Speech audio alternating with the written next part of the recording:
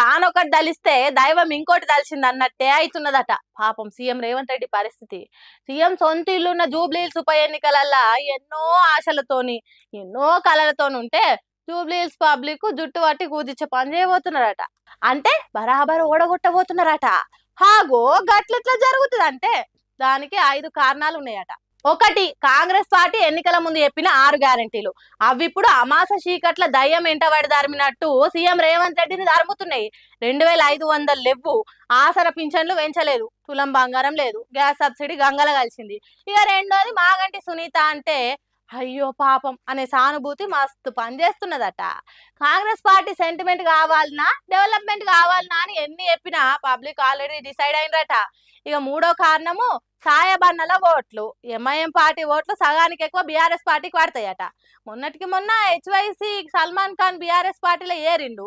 ఆటోలు నడిపే సాయబన్నలు గుండు గుర్త కారు గుర్తుకే ఓటేస్తారట.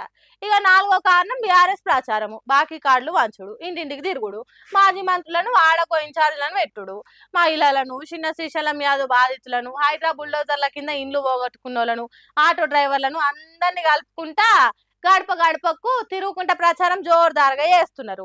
ఓ దిక్కు కేటీఆర్, ఇంకో దిక్కు హరీష్ రావులు మాటల తూటాలు వేల్చి రేవంత్ రెడ్డి మోసాలని చెప్తున్నారు.